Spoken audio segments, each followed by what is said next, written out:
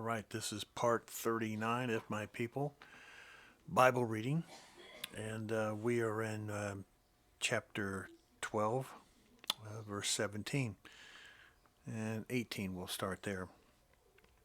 Um, Yahweh inflicted serious diseases on Pharaoh and his household because of Abraham's wife Sarai. Um, this all becomes important because Abraham was a righteous. Abraham was righteous. You're righteous. If you hear and obey, you're righteous, but you still have sin in you. You don't have, you're not perfect. Now, some people say when you get saved, you become perfect. Really?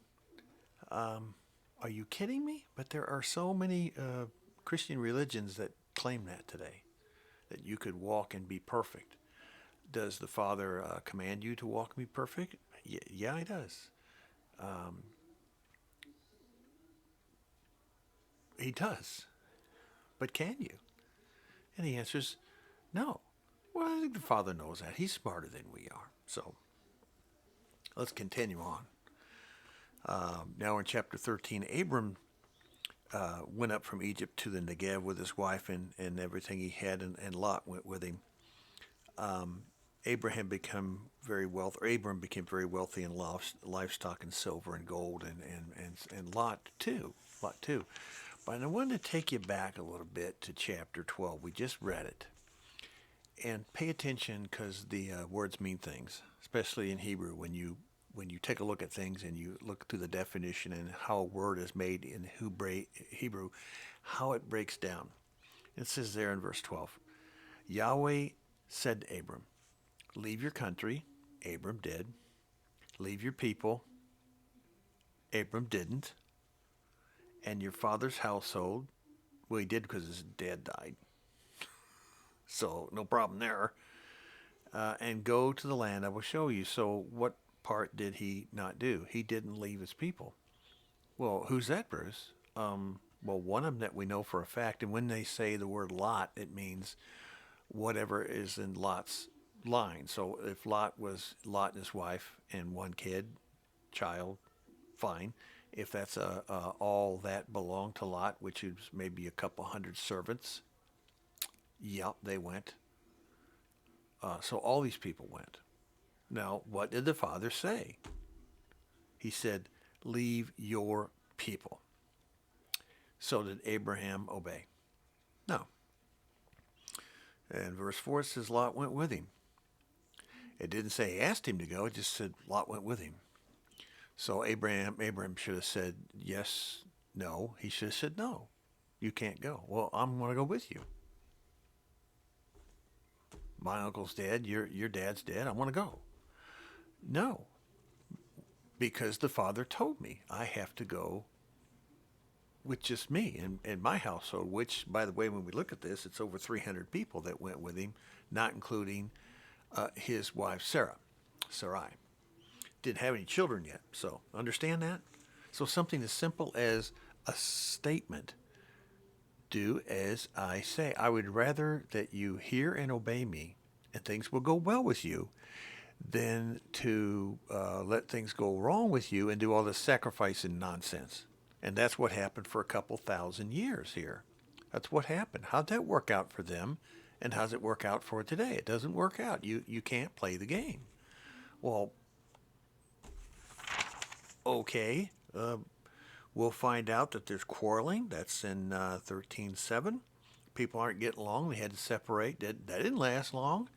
And by the way, as we read a little further, Lot ended up with his wife and his daughters, and ended up in Sodom and Gomorrah. We're about to read the story of Sodom and Gomorrah and all that kind of history that's factual. Okay, even with just Lot and his wife and his two daughters, not counting all the other people that belonged to Lot, we find out that with that they get pulled out of Sodom and Gomorrah by the hair of their chinny chin chin. Okay, seems like a great thing, doesn't it? But that's not what the Father said. So the daughters ended up marrying and they get involved with their own father Lot because they want to make sure that they have children. So we find out as we read on and read on that it didn't go well with Lot's daughters. It went very bad, very bad. Okay, how'd it go with his wife? Uh-oh. Well, somehow she perished, pillar of salt, whatever that means. How'd it go with Job? Um, Not good. So, having said all that, the assumption that all the others that belonged to Lot, they didn't go well either. It did not go well at all with anything that Abram did that he was not supposed to do. That's where we're at here with chapter 13. Um, he says in 13:16, I will make your offspring like the dust of the earth. Well, that has happened, and that's what we've got today.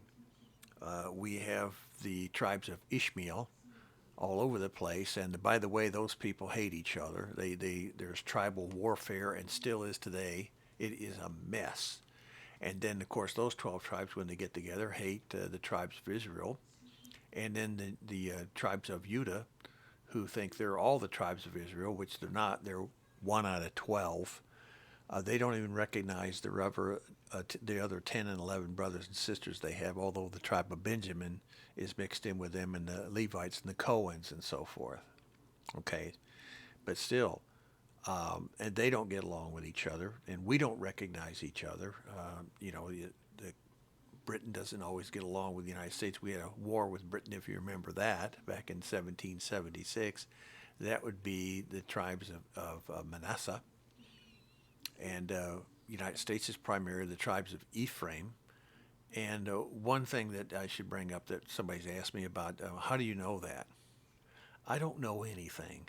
But when I go to these countries, when I talk to these people from these countries, and I go and I use Scotland as a classic example. When I go there and I see flags flying all over the country with the Saltar, the St. Andrew's Cross, and then I look at the breast identification of who they are.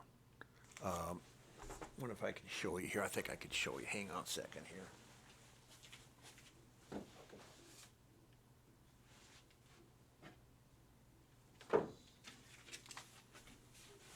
Yeah, sorry about that. Should have been more prepared. Take a look at this. You take a look at half of the tribes. All right, half of the tribes of Scotland. And they have a belt which represents the family line. And inside that belt is a running doe, a running deer, a stag, a belladane, and the word amo. This is my family line for Scott. All right, Scott. Family line is amo, which means charity or love, but it really means charity. Now, where do you think all that comes from?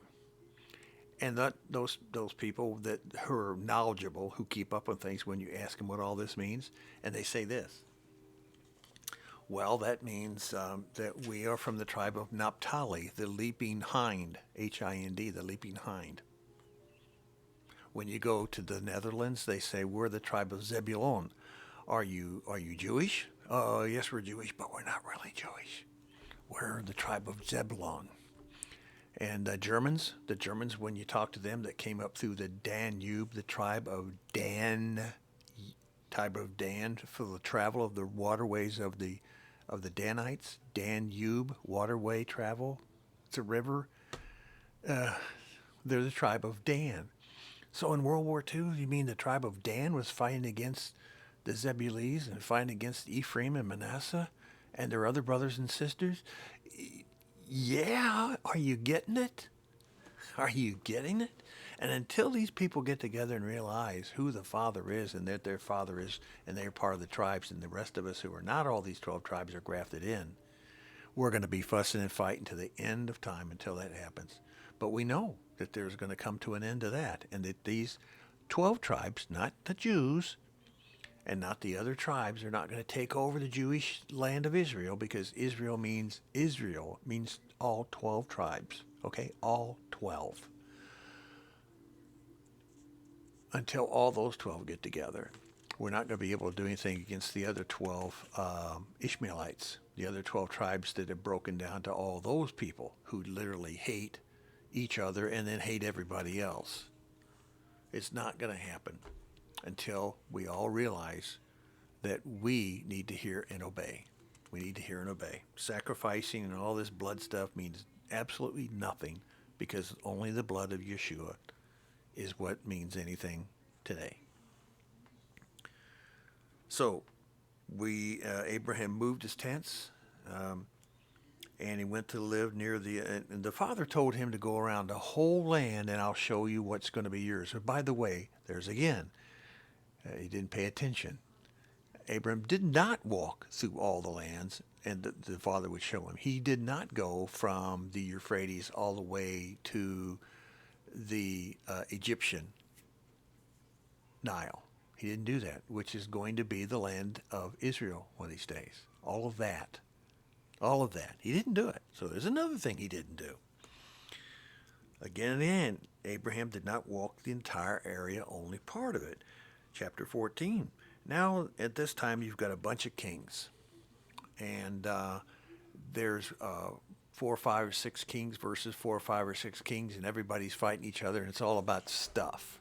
This is what's going on in near Sodom and Gomorrah, near Zoar, and the king of Bersha, king of Gomorrah, Sodom and Gomorrah. So Gomorrah would be Bersha, and Sodom would be Bera, the king, and Admah is Shinab, and Zeboim and Zoar area is Bela, and Shemibir is also a king. All these people going after each other. And they're all fussing. It doesn't really matter what they're fussing and fighting. The Bible doesn't tell you what they're fussing and fighting about. It doesn't make a difference. It's just usually about stuff. And as a result of that, the Abraham's nephew Lot and his possessions, all this was taken away since he was living in Sodom. Once again, as we've mentioned before, Lot lived in the city. Now, as I've said this, as we read the entire Bible, is living in the city a good idea? Because right today, the nonsense and the hate in the United States is in the cities. All of it. The people out in the country, the people in the cities. I've heard this as retired criminal justice system. I've heard this from so many hundreds of people that live in the city. Well, we know there's lots of violence, and I don't want to move out. This is where I live. Besides, it's the same everywhere in the world that you go today. The violence is the same. And I look at them and I say, that is a flat-out lie. You have no idea. You no idea what it's like to live in the country, to live out in have a piece of land that you can actually walk on and take care of and be responsible for, that you paid for, that you don't live free off the government, you don't live off the slavery of welfare, because welfare is, no matter what anyone says, they can get as angry and gnash their teeth at me all they want, living off other people for generation after generation after generation. It's the same people living off the government and never amounting to anything is nothing but worthlessness for their males, especially the males. And that's why a great majority of certain people in that situation have fathers that are just, the only reason the father comes along is to impregnate the woman, and then he takes off and impregnates another 5 or 10 people down the street.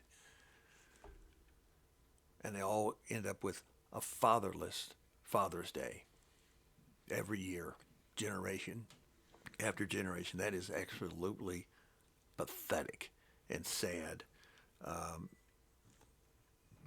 But it's the truth. It's the truth. And you know it's the truth. We need to stop you there because we're going to pick up in about verse 14 in chapter 14. See you there.